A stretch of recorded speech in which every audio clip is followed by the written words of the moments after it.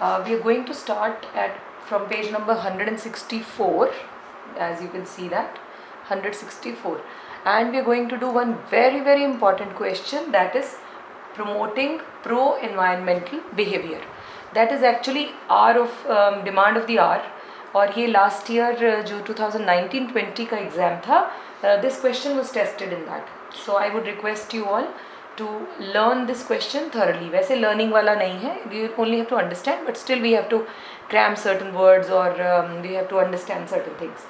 अब ये promoting pro environmental behavior क्या है? Pro environmental behavior होता है healthy रहने के लिए हम जो है, जैसे अभी हमने थोड़ा एग्जाम्पल से समझाती हूँ.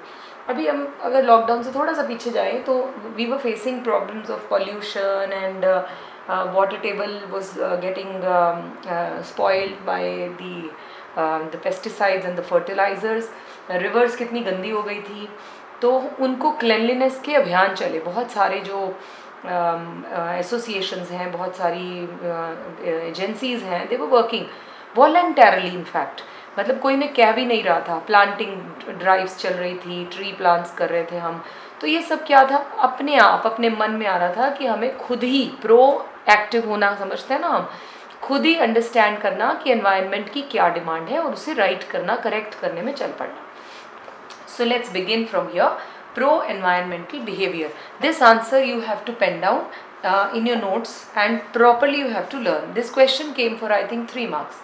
Pro-environmental behavior includes both actions that are meant to protect the environment from problems and to promote a healthy environment. Some promotive actions to protect the environment from pollution are.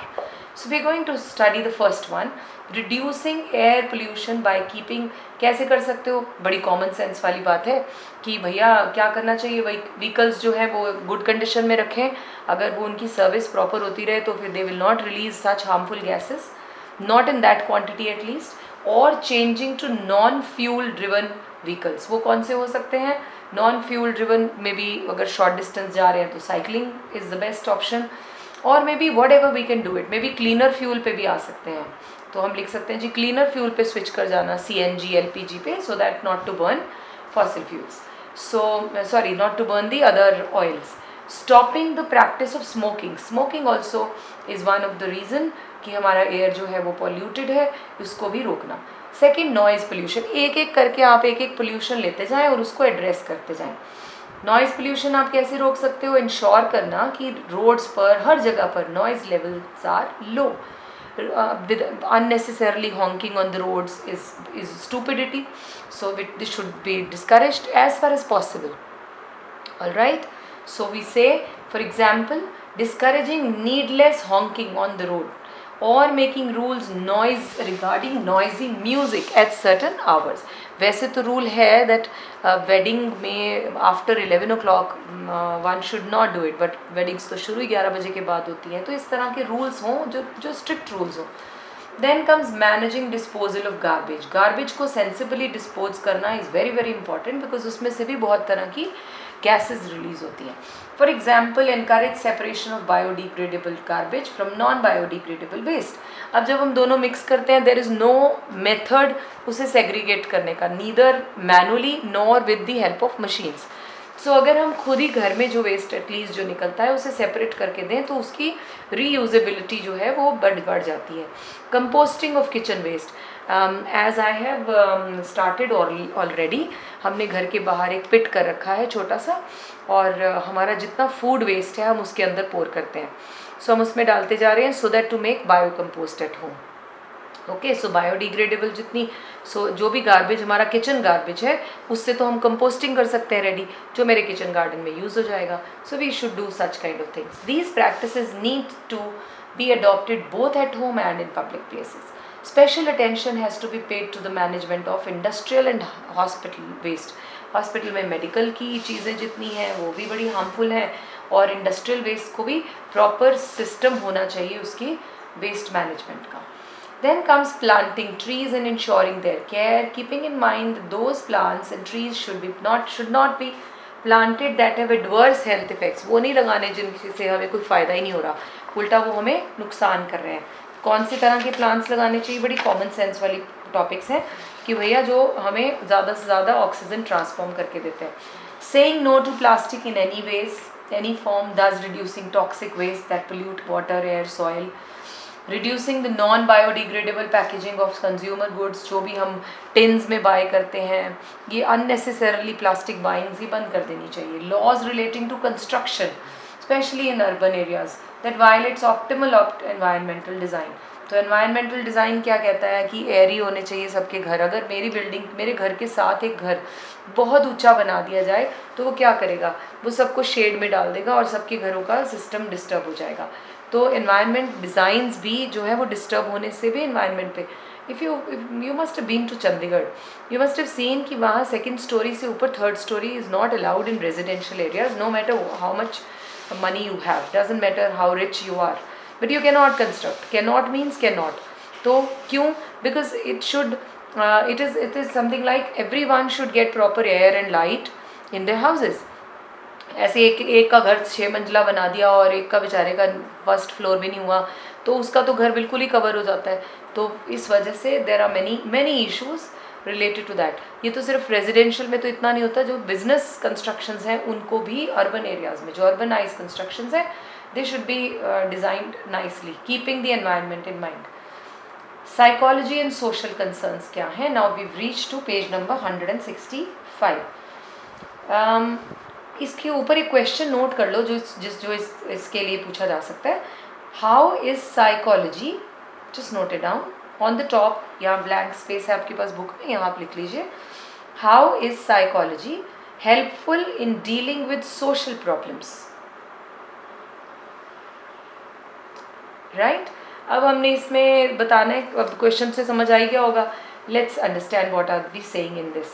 If you ask someone to list the main problems that our society faces today, you can be fairly sure that 2 problems will be mentioned. कौन कौन सी? एक तो हमारी country poverty driven है और violence is very high.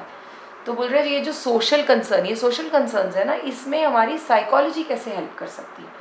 Both of these phenomena have noticeable effects on the physical as well as psychological health of the problem. Physical और psychological दोनों तरफ से भी हमें इफेक्ट होता है.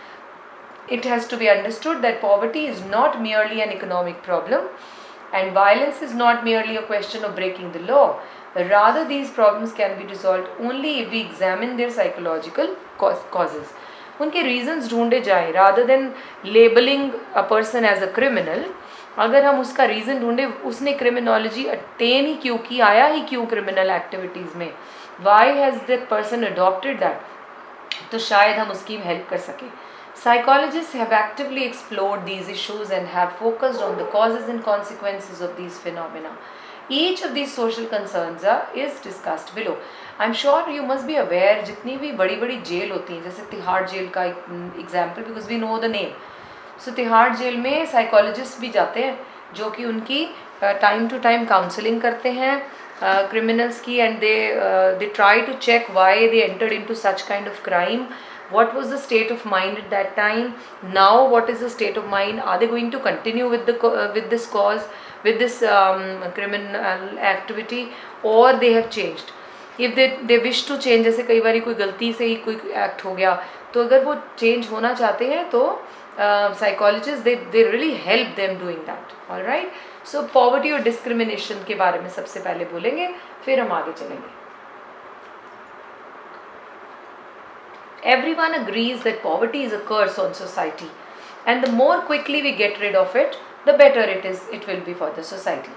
Some experts define poverty mainly in economic terms and measure it in terms of income, nutrition. हम वैसे इकोनॉमिक्स के बच्चों को हम काफ़ी डिटेल में पॉवर्टी चैप्टर पढ़ाते हैं, लेकिन आपको थोड़ा सा मैं पॉवर्टी के बारे में बताती हूँ. Poverty is not always we say that lack of resources या फंड्स को पॉवर्टी कह दिया, ठीक है. अदरवाइज़ तो पुअर वही होते हैं जिनके पास खाना नहीं है. यहाँ पर ये कह रहा है हम उन्हें मेजर कैसे करते हैं, हम देखते हैं कि उनका इनकम, टर्म्स ऑफ इनकम में देखते हैं, ठीक है. इनकम में क्या मतलब हुआ कि वो डेली कितनी कैलोरीज बाय कर सकते हैं. अब हम डेली फूड की बात नहीं कर रहे जी. डेली सपोजिंगली हम कहते हैं जी बंदे की इनकम जो है वो 1000 rupees in a week that person earns, या इन अ मंथ, चलो तो वो उस 1000 रुपीज़ से अपने खाने पर, अपनी न्यूट्रिशन पर, अपनी कैलोरीज पर कितना पैसा लगाता है, उसके बेसिस पर हम पॉवर्टी डिफाइन करते हैं। आई थिंक आपकी क्लास में इतना जानना काफ़ी है। सो डेली कैलोरीज इनटेक कितना वो बंदा अपनी इनकम से बाय करता है। एंड द अमाउंट स्पेंट लिखा ना, स्पेंड खर्चा करता है किस पे, बेसिक चीज़ों पर। बेसिक क्या है, food, clothes and shelter. These are the 3 basic things which we need for the survival of our life. We do not need luxurious items. अभी क्या है, इस टाइम पर हम सर्वाइवल की बात कर रहे हैं when it comes to corona virus की वजह से lockdown. So what are we looking for, we should have clothes, we have at home, we have sufficient at home. I think this is the time to use them nicely. Then food, yes we are getting, shelter we have. So basic survival हो रहा है ना हम सबका। अरे बाकी जो growth है वो सब that's a secondary issue. आप बात समझ गए, necessities क्या है। Some other indicators are also used such as physical health and literacy. कुछ लोग जो हैं हम कहते हैं हेल्थ में भी पुअर हैं। अब पुअर वर्ड तो तुम्हारी स्कूल टीचर भी यूज़ करती थी, वेरी पुअर आंसर। अब क्या वो बंदा गरीब हो गया जिसको बोल दिया वेरी पुअर? नो, उसका answer was poor means the quality of the content which the person has used in the answer was not appropriate.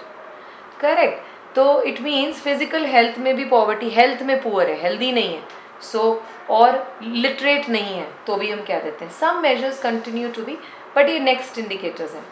Some measures continue to be used in some contexts. However, from the social and psychological point of view, economic and other physical aspects tell only a small part of the story about poverty. From the socio समझते हैं, social से, psychological point of view, the most commonly accepted definition of poverty is that it is a condition in which there is a lack of necessity. ये हम उसकी बात कर रहे हैं जिसमें बेसिक नेसेसिटी जो लाइफ की है in context to unequal distribution of wealth in the society. कहने का मतलब पुअर बहुत पुअर है, रिच एक्सट्रीमली रिच है, इतना अनइक्वल डिस्ट्रीब्यूशन है जिसकी वजह से उस कंडीशन की हम बात कर रहे हैं। राइट, चलिए आगे। इसमें से बहुत सारा कुछ नहीं उठाने वाले हम, इसमें से क्या क्या उठाएंगे आप उसको अंडरलाइन कर सकते हो। सबसे ऊपर हमने लिखा था सम एक्सपर्ट, यहाँ से इस लाइन को अंडरलाइन कीजिए, some expert define poverty this daily intake, और फिर आप इसे शेल्टर तक अंडरलाइन करके नोट कर लें। फिर आप लिख सकते हो इनमें से कि कुछ और इंडिकेटर्स भी हैं जनरल जिसमें फिजिकल हेल्थ, लिटरेसी भी आता है। After that you reach your, नीचे आ जाइए कि कॉमनली व्यू क्या है कि पॉवर्टी उस कंडीशन को कहते हैं जिसमें अनइक्वल डिस्ट्रीब्यूशन ऑफ वेल्थ की बात हो रही है। बस दैट्स इट। अब आइए सम ऑथर्स, यहाँ पर पहुँच जाते हैं। Some authors add that the sense of deprivation, okay, अब इसे हम इसको अंडरलाइन कर लीजिए क्योंकि क्वेश्चन बन जाता है, नीचे लिख लो, इसके क्वेश्चन बनाओ। व्हाट इज सोशल डिसएडवांटेज, ये क्वेश्चन आ सकता है, ये देखिए टर्म यूज हुआ हुआ ना, social disadvantage. So you must write it down here, what is social disadvantage. तो यहाँ से लिखोगे आप the sense of deprivation, deprive समझते हैं किसी चीज़ में कमी होना, and social disadvantage are additional features of poverty. A distinction between deprivation and poverty is that, अब ये डिफरेंस आ गया जी, यहाँ भी अंडरलाइन करिए, पेपर में आ सकता है डेप्रीवेशन, इसके आगे स्टार बना दो। डेप्रीवेशन और पॉवर्टी में फ़र्क क्या है? डेप्रीवेशन क्या है? ये वो स्टेट है जिसमें क्या होता है, एक बंदे को लगता है कि उसके सारी चीज़ें उससे छिन गई हैं, उसके पास the person has lost everything, और वो जो डिज़र्व करता था वो डिप्राइव सा फील करता है अपने आप को। सो लिखा है पर्सन फील्स दैट ही और she has lost something valuable and is not getting something what he और शी डिज़र्व्स। फिर उसे कैसी फीलिंग आती है कि मैं डिज़र्व करता था, still I have not got it, so I am a deprived person. Alright, poverty क्या है? एक्चुअली उस बंदे के पास शॉर्टेज है, दूसरे केस में शॉर्टेज नहीं है। जैसे एक बंदा जॉब लेने जाता है, इंटरव्यू देता है, राइट, और वहाँ पर उसे लगता है I am the deserving candidate, पर वो जॉब जो है किसी को बिकॉज ऑफ रिकमेंडेशन किसी और को दे दिया गया। अब उसे क्या लग रहा है, I am deprived of this job although I was the one who was deserving, but they did it, they gave it to someone else. ये फीलिंग कैसी आई? गिल्ट सा फीलिंग हो गया कि मुझे मिलना चाहिए था लेकिन इन्होंने पैसे के चक्कर में उनको दे दिया। अब ये बंदा क्या बहुत पुअर है, can't he afford to have food and cloth? No, he was going for an MNC job. अब लेकिन पॉवर्टी क्या है? पॉवर्टी में एक्चुअली उस बंदे के पास रिसोर्सेज नहीं है। Got it? So shortage of resources necessary for living and thus can be somewhat objectively defined. Deprivation में ये दूसरा पॉइंट आ गया, इस पे पॉइंट नंबर 2 कर दीजिए. Deprivation it is more a question of perceiving. ये मैंने खुद सोच लिया है, मैंने बोला ना गिल्ट फीलिंग बना लिया, ये खुद बना लिया. Perceiving और thinking that one has got less than what one should have got. Should have got, मुझे ये मिलना चाहिए था बट मुझे इससे कम मिला. I am a deserving person, ये फीलिंग है. Thus a poor person may experience deprivation, but poverty is not a necessary condition for experiencing deprivation. मतलब क्या समझ में आया, सोचिए ज़रा.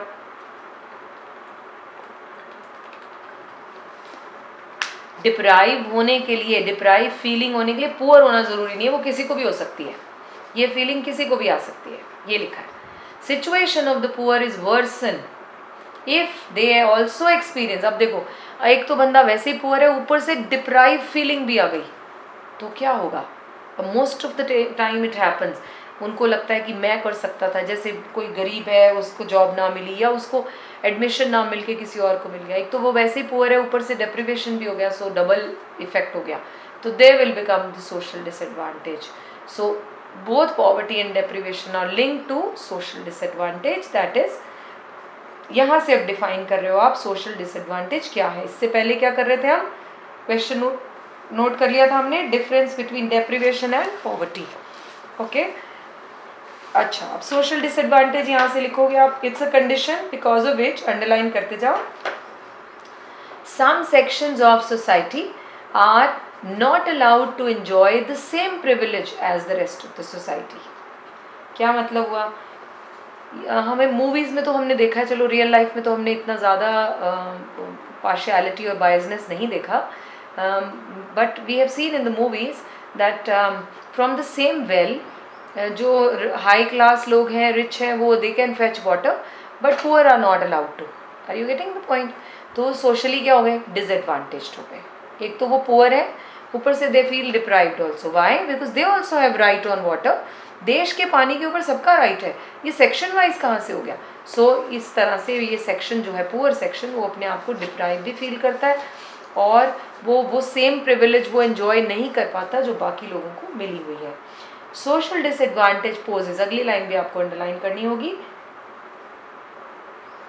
वेयर आर वी, यहाँ पे, social disadvantage poses an obstacle to the growth of these sections. अब जब क्योंकि वो सोशली डिसएडवांटेज हैं, इसीलिए दे फील कि उनको आगे बढ़ने का मौका नहीं मिला.